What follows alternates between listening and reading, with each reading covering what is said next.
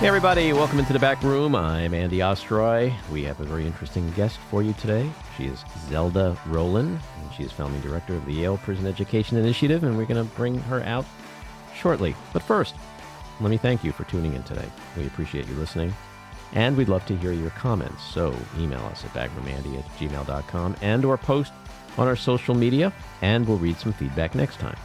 And if you like the podcast, please follow or subscribe, and you'll be notified every time we post a new episode. Zelda Roland. She is the founding director of the Yale Prison Education Initiative at Dwight Hall, which brings access to Yale classes and other campus programming to incarcerated students in Connecticut. She also serves as the inaugural director of the University of New Haven's Prison Education Program and its partnership with the Yale Prison Education Initiative, also known as YPEI, through which incarcerated students earn degrees in prison and receive support when released from confinement. She is a lecturer in Yale's Education Studies program, a visiting assistant professor in the Department of Communications at the University of New Haven, an affiliated faculty of the Arthur Lyman Center for Public Interest Law at Yale Law School, and a fellow of Jonathan Edwards College. Zelda, welcome into the back room.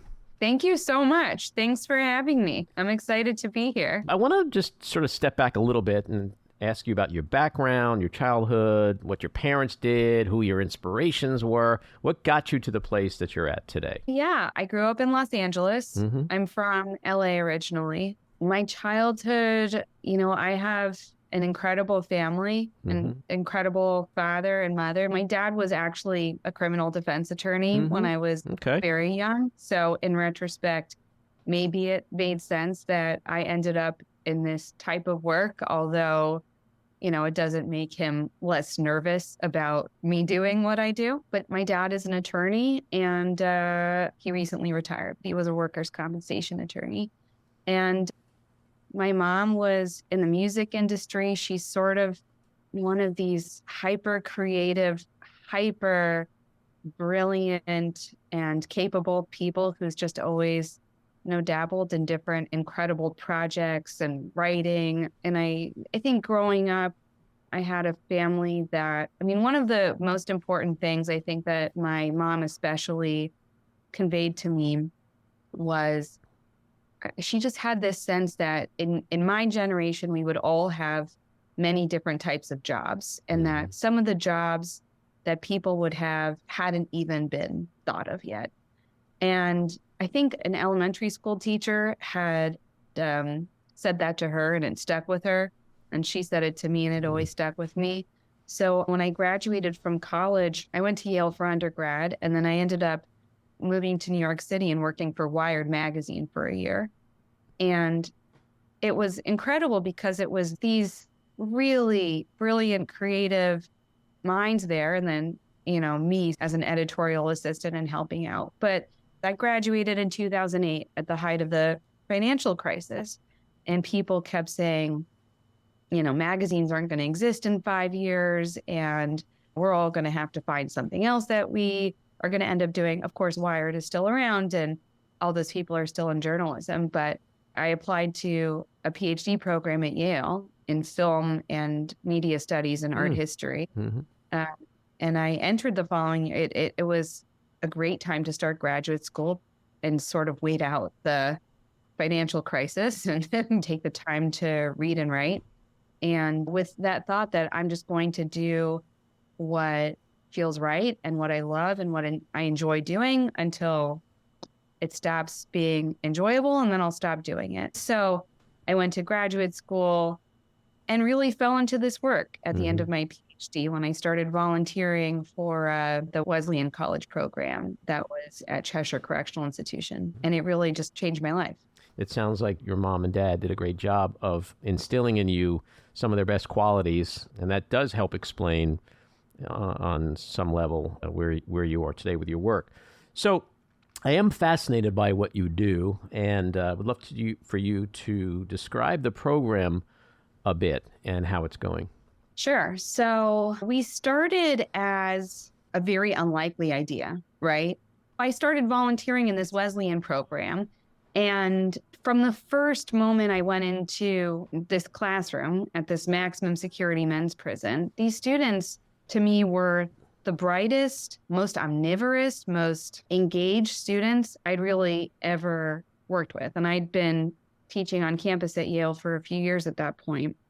And so it was those students who really encouraged me to start a new program at Yale, that it was important to bring Yale into this field, not just because they knew how few true liberal arts college programs were out there and available to incarcerated students in Connecticut, but they also knew that if we could bring Yale into this work, that it would have a ripple effect, that other institutions would follow, would be able to point to Yale as an example and say, if Yale is doing this, maybe we could. So we started trying to build a program at this university, maybe 2015, 2016.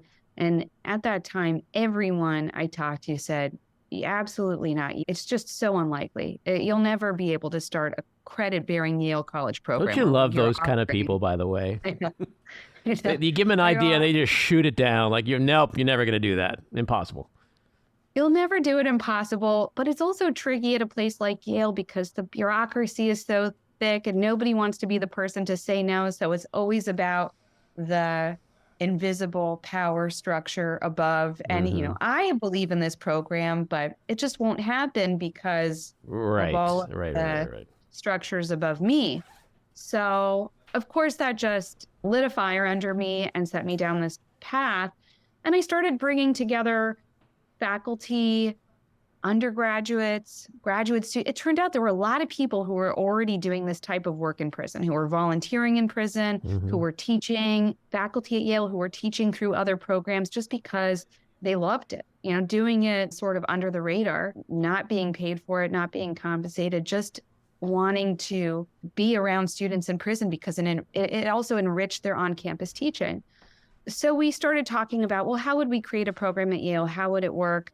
And to make a long story short, after a massive lobbying campaign and convincing a whole lot of people that it was worth at least a pilot, we offered our first credit-bearing Yale courses in 2018. And we started in a men's maximum security prison here in Connecticut, sort of at the Massachusetts border. It's the largest prison in Connecticut, 1,500 people incarcerated there. We had 600 people asked to be considered for our first 12-person class. So we weren't really prepared for that, but it demonstrates the need and the interest for a program like this. So from there, the question was, okay, how do we build this into a full-time year-round program? So where the program is now, I'll say in 2021, we established an incredible partnership between Yale and the Yale Prison Education Initiative and the University of New Haven, so that we have year-round credit-bearing courses offered and accredited by both institutions, with faculty from both institutions teaching. We went from being able to offer 4 classes per year to, I think now we're at 37 in the same period of time. That partnership was launched through this transformative grant from the Mellon Foundation in 2021. So it was a 3-year grant and it's coming to its end, but it also actually enabled us to create this fellowships program to support alumni of any college and prison program. So people who've had the experience of taking classes while inside, we bring that, we call it like, it's a little bit of a Fulbright for formerly incarcerated people to come to campus at Yale, to get a Yale email address, and to receive professional development and mentorship opportunities through matches with host sites across campus. So for example, we have alumni, we have fellows like that who are interested in divinity or the visual arts, or who we're matching with, the Sage Center for Health and Justice or the Lyman program at Yale Law School. So we have the program inside, and it operates right now we're at 2 different prisons. One is this maximum security men's state prison where we've been since 2018. The other is the women's federal prison in Danbury, Connecticut, where we actually just learned this summer we're operating the only college and prison program available to any women in any federal prison in the U.S. Now, I've read that just over 20% of inmates receive some form of higher education in prison. And I'm not sure whether I feel like, wow, that's really high, or damn, that's really low. Like, is there some kind of benchmark that you're striving to, not just for the work you do, but just in a general sense? Should that be a nationwide statistic more like 40%? Or is 20% actually really high? So we have this liberal arts model. We're also part of a national consortium for liberal arts in prison that's run through the Barred Prison Initiative. That 20% number includes all the vocational and technical education programming that's happening in prisons across the country. I don't know when that particular number is from, but there's been a huge influx in college and prison programming recently because of the reinstatement of Pell Grant access for people in prison. So we're actually part of that. We're facilitating federal financial aid for students in prison. And we're a very unique program because there's a lot of new programs that are interested in joining this field because the Pell Grants make it financially viable, right? Because it adds a stream of revenue for some institutions that are thinking, hey, maybe we'll get into college and prison. For our program, we raise all of the funding for this program through our umbrella organization, Dwight Hall at Yale, which is a 501c3 separate from Yale University. So we have to raise most of the entire operating cost through private grants and donations. We are facilitating Pell Grants, but we are not looking at students' financial aid eligibility when we're admitting them to our program. So we're able to actually bring in people who aren't Pell eligible as well as the people who are able to drop out. There needs to be more college access, but a student outside in the world has so many different kinds of options for what kinds of college program, secondary, post-secondary education path they're going to pursue. And in prison, a lot of people are constrained to technical or vocational education, right? Things that are going to lead them to X job, right? And that is why we believe in extending access to the same kind of elite liberal education that we believe Yale students or University of New Haven students on campus are entitled to, right? That we're extending access to that. So I don't know what percentage of that 20% is liberal arts, but what I can say is every person in prison should have access to educational programming, and they should have access to different kinds of education. They shouldn't have to be in a prison where they say, if you want to do any sort of educational programming, you're going to do this specific vocational degree. That's it. That's the only thing that's available to you. It is such a fascinating subject because it really conjures up the whole debate about punishment versus rehabilitation. And for full disclosure, it's a complicated subject for me because my wife was murdered in 2006. And so I've been through that. I've been on that crime journey. But as a liberal, I do believe that programs like this are important. I'm just curious if you've gotten pushback over the years from people who just think like, oh, these people should just be thrown in prison. Yeah. Well, where you're coming from is an amazing and complicated position. So I'm grateful for your support, and I'm really sorry for your loss. The pushback comes in unexpected ways. When I first proposed this program to the then Commissioner of Corrections in Connecticut, Scott Semple, and I was just, keep in mind, a graduate student at Yale, and I had this kind of presentation and I was really nervous, and I said, here's what we're going to do, and here are the outcomes we hope for, and here's why we think the liberal arts are important. And he just stopped me and he said, you just don't have to say anything more. I've been waiting for someone from Yale to come along with this program for years. For years, I'm in. He's like, I'm in. I will go to whoever it is that you need me to go to on campus to tell them how important it is to have something like this in our prisons. Really, the pushback, we will have folks from corrections every now and then who will push back on, you'll get the classic, well, does my kid have to murder someone in order to get access to this free education? Well, it's not a free it's free to these students, but someone's paying for it. We're raising the money. People are putting money into this investment. It's an investment in individuals, yes, who've done bad things, but who also have been on the receiving end of a much larger, very, very poorly functioning system, right? We can all see that the criminal justice system is sick, that it's not working, that mass incarceration is a largely racist institution, right?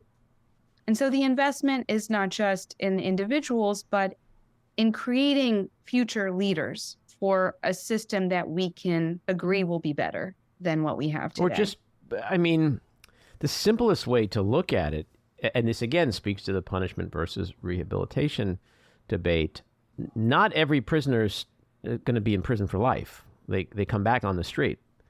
And That's right. so, and on the street is where we live. So the macro question is, do we want them on the street smarter, more capable, more competitive, to be able to emerge back into society than just to come out with nothing more than, experience on how to press a license plate? And so that's where it becomes a bigger conversation. And I get the other side too. I get the valid question of like, oh, these guys, they get to go to prison, they get 3 squares a day, they lift weights, they have cable TV and college education. But again, people just have to sort of look at it like they're going to be back on the street in society at some point, most of them. So I think even looking at it selfishly, if for no other reason, the more educated, the more capable these people can be, the better it is for society. I mean, that just seems like a no-brainer. That's exactly right. That's exactly that. I mean, beautifully put. We're investing in future citizens who are going to be in your neighborhoods. Would you rather have them the experience of being in these classrooms, thinking through complicated experiences, working through their own education and sometimes their trauma, and coming out ready to make the world a better place, right? Make our world a better place. It is selfish. It is. We want, and I want to be in that world where the people getting out of prison are, our students have such incredible ambitions, and they want to come out and they want to fix the systems that created them on their worst days, right? And they want to make sure that it's not replicated, that there aren't, most of our students, they want to come out and they want to work with young people who are, at risk of falling into the same cycles that they fell into. And who better to do that than our students? So you mentioned before you have 600 applicants at what point for 12 available slots. And what criteria do you use? I would assume someone either has to have a high school diploma or a GED.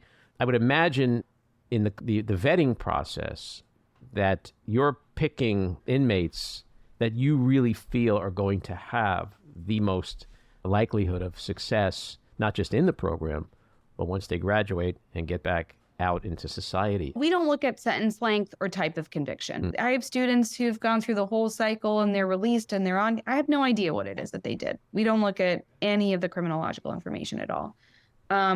We have our application, which was developed in concert with our colleagues in the Consortium for Liberal Arts in Prison. Well, first I'll say we have an info session. This is hugely important for a liberal arts in prison program because a lot of people don't know what the heck the liberal arts means, right? They think it's like visual arts program.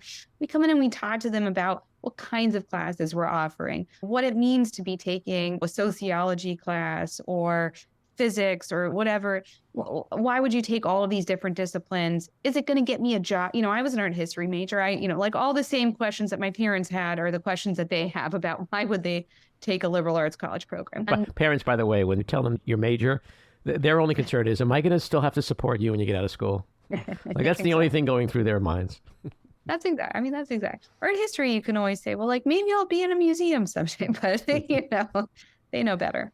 So, we're explaining the liberal arts component. And at that point, some people say, this is not for me. So, the key is that every step in the process, we're giving people an off-ramp if it's just not for them. Then we have an application that has questions like, what is your dream job? What's your highest educational ambition? Why are you interested in enrolling in this program?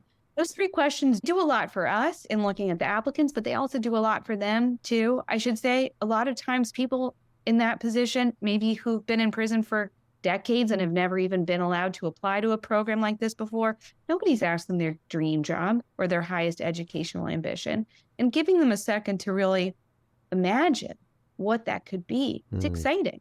So then we have a sort of longer essay. They have a choice of a few different prompts that are different types of prompts. One's usually a poem, one's maybe a quote from like a piece of nonfiction. And we ask them to respond to that prompt in a timed essay. And we read all these applications. We have a small committee, it's faculty, staff, and then formerly incarcerated alumni, so people who've been in that same position before. And we're screening for a few things. We're not looking at prior education. We're not looking at writing mechanics because we believe all of that can be taught. We're looking for people who are really engaged in what we're offering, who are excited about the prospect of being in these classes. That's another component of the application, actually, is we give a list of recent classes and potential future offerings. And we say, which of these are you most interested in? And sometimes people get excited. And it's amazing, even in writing, to see them just get excited about what this could do for me and how I would thrive if I had access to this kind of program. And honestly, it feels less like being selective and more like matchmaking, right? Right. Well, you're looking to find out who these people are versus focusing on what they did. Exactly. So then from the application, we select a number to interview. Then we do an in-person interview in the prison. This last year, we added a new component, which was a mock seminar for the students who were selected to be interviewed so that they can actually sit in on what feels like one of our classes. And again, have the agency, sometimes, someone's a really great candidate and then they'll sit in a classroom with a bunch of other people and be asked to discuss a poem and they'll say, this is not for me, hard pass. I'm not. Public poetry isn't for everyone. I wanted to ask you what the graduation rate is, like the inmates who start the program. How many finish? So we just had our first graduation in June. We had seven students graduate. This year, I think we're looking at 9 or 10 graduating from that men's prison. We just started last year in the women's prison, but we will have our first graduate this year, which is really exciting. So is that 7 out of the 12? No, it's a trickier number to think about because people aren't always full-time or sometimes they're saying, look, I have a really busy, I'm fighting my case this semester, so I'm only going to take 1 or 2 classes. Everything takes a lot longer in prison. And then, of course, some students are released before they can graduate. So we have one student who was part of our graduation in June who actually completed his degree on campus at University of New Haven, but the prison let him come back into the prison to walk with his former classmates. So we don't really have a percentage because we just had our first graduation. But I will say something that I think is really great. This is a number I think represents the quality of what we're doing. We have a 100% retention rate. We've never had any student leave our program of their own volition. Sometimes they get transferred or they'll get released from prison, so they can't continue with their studies. But we don't have anyone in either of those prisons who's opted out, who's ever been a part of the program and has decided to not continue. So everyone who's in there will eventually graduate, provided they don't get transferred or released from prison. And if released, hopefully they'll graduate on the outside, either on campus with us, or they'll be able to transfer their credit somewhere else. And at what point down the road do you think like a recidivism rate, is it going to take 5-10 years to see? Because look, there's a lot of white collar prisons with a lot of educated people in them. And so the mere fact of having a college degree isn't necessarily going to stop people from committing crimes. And it will be interesting over time to see the real impact. I suspect that it will be a positive impact. But at what point do you think you will start to have those kinds of insights into what happens once they leave and try to get jobs with these degrees?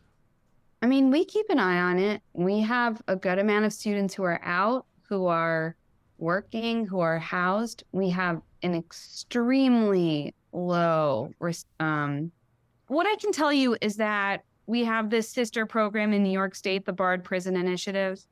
They're much bigger and much older, but a lot of what we do is very similar. They're looking at a 4% recidivism rate. It's shockingly low. we believe our program is sort of in an equivalent place. Well, it would make sense that the numbers would be low, because if someone has the desire to apply to a program and go through the program, it does speak to something about their character, that maybe there was just some bad stuff in their life in the past and that's not really who they are, and this gives them an opportunity to be who they really are. So one would hope that once in the program that they do end up turning a corner and becoming productive members of society. My last question to you is, I know what it probably means to the inmate and the inmate's family to go through this program, giving them a sense of self-worth and validation. It has to be very gratifying work for you to be able to do this. You've been a teacher, but this is a whole next level kind of thing where you are helping incarcerated people literally change their lives. That's pretty cool. Yeah, it is. It's an amazing thing. I mean, there are many moments that really feel special. You know, the first class that we had, sitting in the classroom with our 12 admitted students and feeling like we really are going to do this. We're investing in you. We believe in you. And then seeing our first graduates in June, seeing the looks on their faces and their families' faces and the pride. I mean, for me, it's what makes the existential dread go away. It makes life manageable. It's what it's all about, right? Is helping other people, giving back, making the world a better place for the future. For all, selfishly for all of us, like you said, but also for everyone who's coming next. Well, I think you're doing a great job. Wish you much continued success with the program and whatever is going to come next for you. And hopefully you'll come back and give us an update at some point. Thanks. I would love that. All righty. Take care. Take care. Bye. This episode of The Back Room was edited and produced by me, Andy Ostroy. It was co-edited and co-produced by Matty Rosenberg and co-produced by Jen Hammoud. Our theme song was composed by Andrew Hollander, and our logo was designed by Cricket Lengyel. And special thanks to Patricia Wind. Please take a moment to rate and review the podcast, and also follow or subscribe. Until next time, keep your eyes on Washington, Hollywood, and your own backyards, and have a great week.